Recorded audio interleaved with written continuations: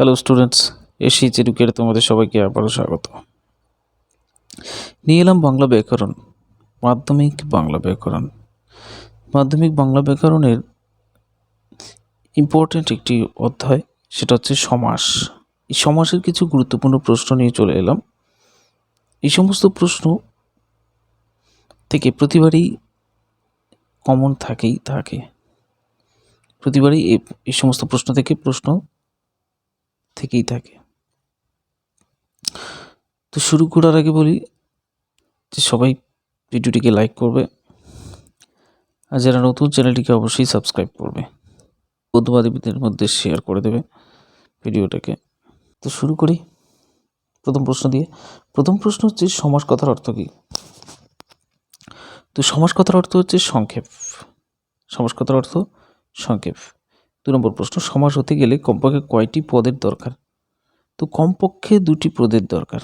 কমপক্ষে 2টি পদের দরকার। সমাস হতে গেলে কমপক্ষে 2টি পদের দরকার হয়েছে। তারপরে বেশি পদ হলে, অনেকগুলো পদ দিয়ে যদি সমাস হয়, সেক্ষেত্রে বহু পদের ক্ষেত্রে বহুপদী সমাস হয়। সেটা পরের প্রশ্ন দেওয়া আছে। 3 নম্বর প্রশ্নে যাই। 2 পদের বেশি পদ জুড়ে সমাস হলে তাকে কি বলে? হ্যাঁ, প্রশ্নটা 3 নম্বরে দিয়ে দেওয়া হয়েছে। 2 পদের বেশি পদ জুড়ে সমাস হলে তাকে কি বলে? বহুপদী সমাস বলে। 4 নম্বর প্রশ্ন, কোন সমাসের ব্যাস বাক্য হয় না? হ্যাঁ, কোন সমাসে ব্যাস বাক্য হয় না? খুব ইম্পর্টেন্ট একটা প্রশ্ন। নিত্য সমাস। তো নিত্য সমাসে ব্যাস বাক্য হয় না। পরের প্রশ্ন, যে সমাসে পূর্বপদ ও পরপদ উভয় সমসমান পদের অর্থ সমস্ত পদে অক্ষুণ্ণ থাকে। তো যে সমাসে পূর্বপদ ও পরপদ উভয় সমসমান পদের অর্থ সমস্ত পদে অক্ষুণ্ণ থাকে, তাকে কি সমাস বলে? তাকে বলে দ্বন্দ্ব সমাস।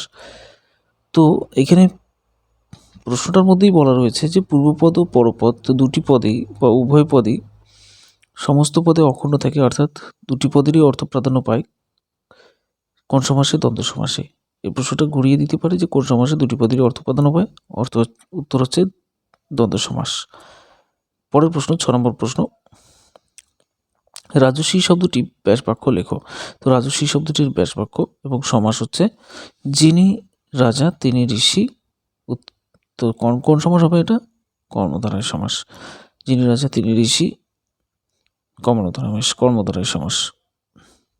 নিত্য সমাস কাকে বলে?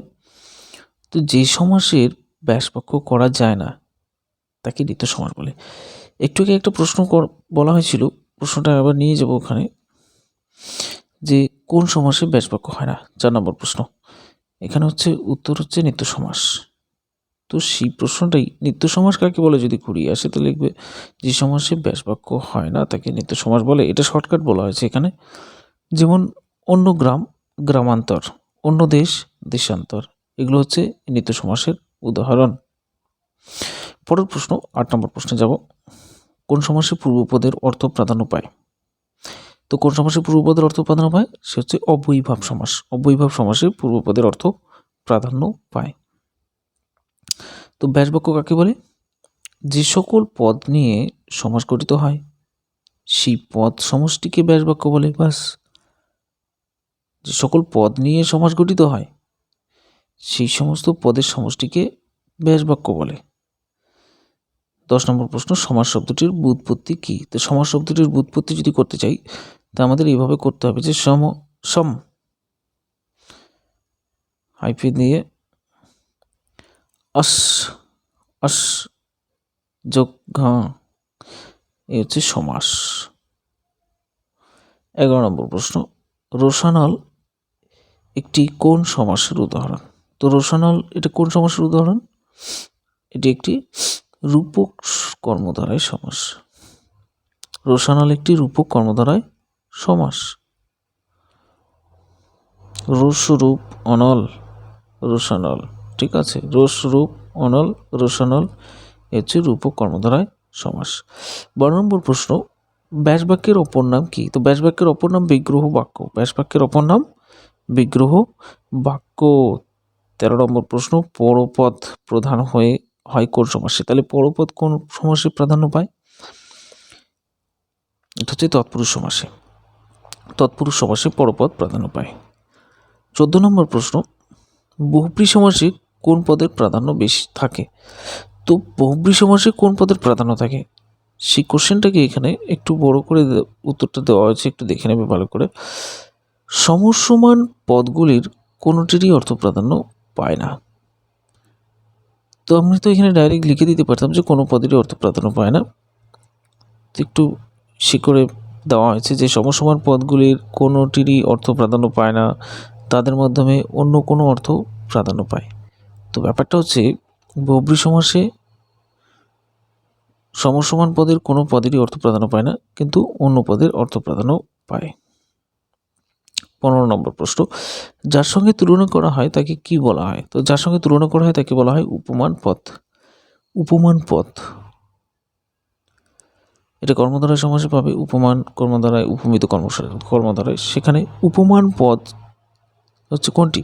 যার সঙ্গে তুলনা করা হয় সেটি হচ্ছে উপমান পদ।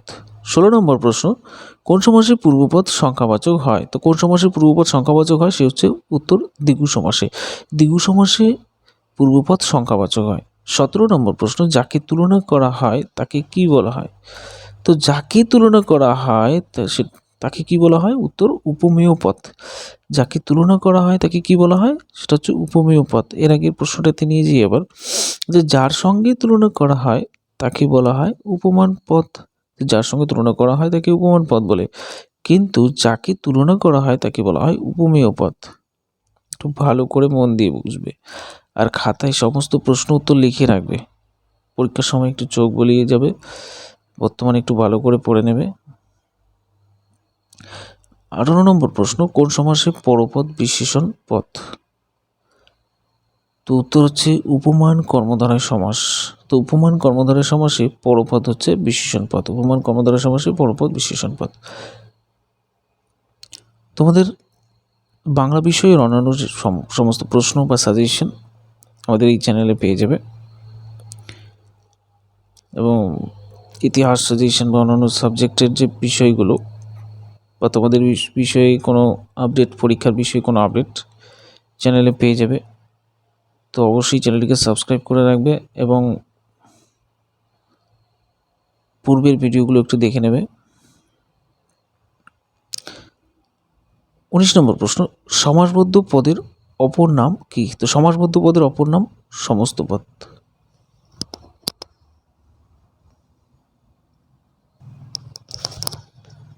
সমাসবদ্ধ পদের অপর নাম কি?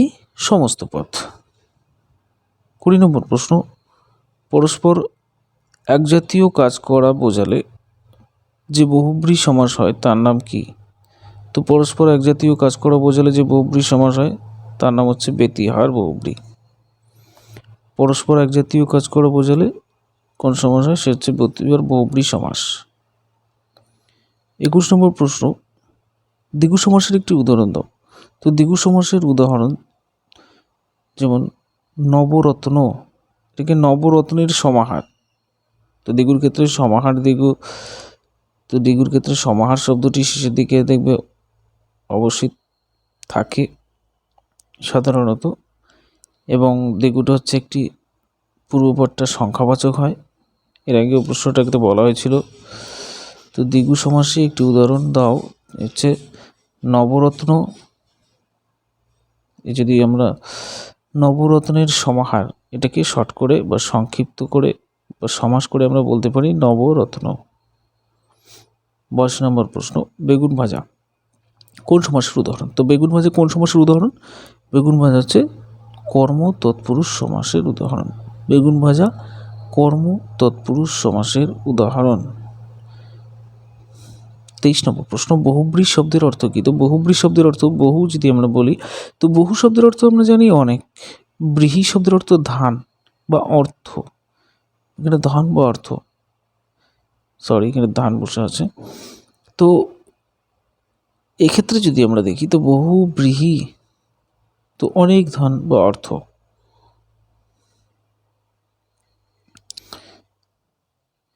24 নম্বর প্রশ্ন, একশেষ দ্বন্দ্ব সমাস কি? তো একশেষ দ্বন্দ্ব সমাস কি? খুব ইম্পর্টেন্ট কোশ্চেন। যে দ্বন্দ্ব সমাসে সমসমান পদগুলির মধ্যে একটি মাত্র পদ থাকে তো যে দ্বন্দ্ব সমাসে সমসমান পদগুলির মধ্যে একটি মাত্র পদ থাকে, অন্য পদগুলি নিবৃত হয়, তাকে কি বলে? একশেষ দ্বন্দ্ব বলে। তো যে দ্বন্দ্ব সমাসে সমসমান পদগুলির মধ্যে একটি মাত্র পদ থাকে, অন্য পদগুলি নিবৃত হয়, তাকে একশেষ দ্বন্দ্ব সমাস বলে। 25 নম্বর প্রশ্ন, উপপদ কোথায় বসে? উপপদটা কোথায় বসে? উপপদ বসে কৃদন্ত পদের আগে। তো কৃদন্ত পদের আগে উপপদ বসে। 26 নম্বর প্রশ্ন, সংযোগমূলক সমাসের উদাহরণ লেখো। তো সংযোগমূলক সমাসের উদাহরণ একমাত্র দ্বন্দ্ব সমাস। সংযোগমূলক সমাসের উদাহরণ একমাত্র দ্বন্দ্ব সমাস। তোমরা দেখেছো দ্বন্দ্ব সমাসের উদাহরণ, যে দ্বন্দ্ব সমাসের মধ্যে রাজা ও রানী, রাজা রানী, এখানে মাঝখানে সংযোজক রয়েছে ও। তো এই যে সংযোজকমূলক সমাস, তো সংযোজকমূলক সমাসের উদাহরণ দ্বন্দ্ব সমাস। 27 নম্বর প্রশ্ন, ব্যতিহার বহুব্রী সমাসের উদাহরণ দাও। তো ব্যতিহার বহুব্রী সমাসের উদাহরণ যদি আমরা দিতে চাই, উত্তর লাঠিতে লাঠিতে যুদ্ধ, আমরা শর্টকাট বলতে পারি, সংক্ষেপ করে বলতে পারি লাঠালাঠি। তো লাঠিতে লাঠিতে যুদ্ধ, এটা লাঠালাঠি, এ হচ্ছে ব্যতিহার বহুব্রী সমাস। তো ঘুষিতে ঘুষিতে যুদ্ধ কি হবে? ঘুষাঘুষি, এই যে ব্যাপারটা।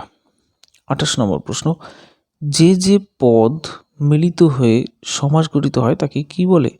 তো যে যে পদ গঠিত হয়ে সমাস গঠিত হয় সেগুলোকে সমসমান পদ বলে।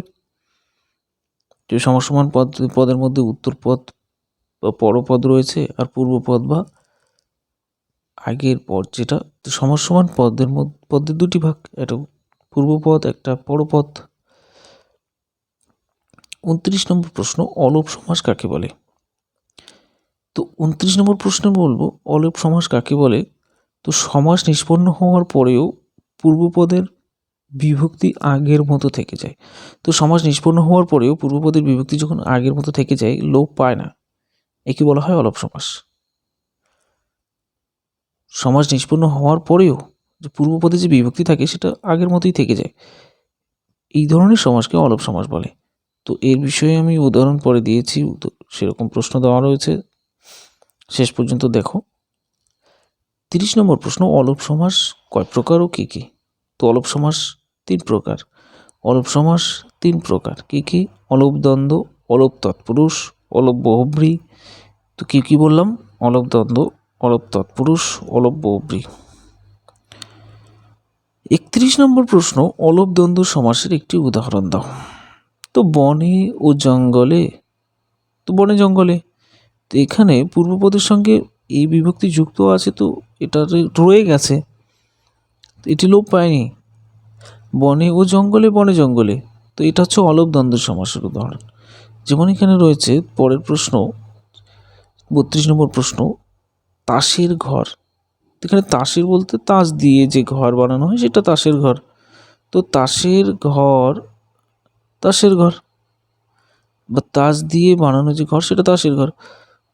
কোন সমাসের উদাহরণ? সেটা হচ্ছে অলোপ করণ তৎপুরুষ, অলোপ করণ তৎপুরুষ সমাসের উদাহরণ। 33 নম্বর প্রশ্ন, কোন সমাসে পরপদের অর্থ প্রাধান্য পায়? তো পরপদের অর্থ প্রাধান্য পায় কোন সমাসে? দ্বিগু সমাসে। দ্বিগু সমাসে পরপদের অর্থ প্রাধান্য পায়। এই ছিল আজকের ইম্পর্টেন্ট কিছু ব্যাকরণের প্রশ্ন, মাধ্যমিক ব্যাকরণের প্রশ্ন, সেগুলি টেস্ট এবং ফাইনাল দুটির জন্য খুবই ইম্পর্টেন্ট। এবার আরও কিছু সমাসের উদাহরণ নিয়ে হাজির হব আর একদিন। তো অবশ্যই দেখতে থাকো আবার চ্যানেলের সমস্ত ভিডিও, সাবস্ক্রাইব করে রাখো। ধন্যবাদ। Thank you for watching.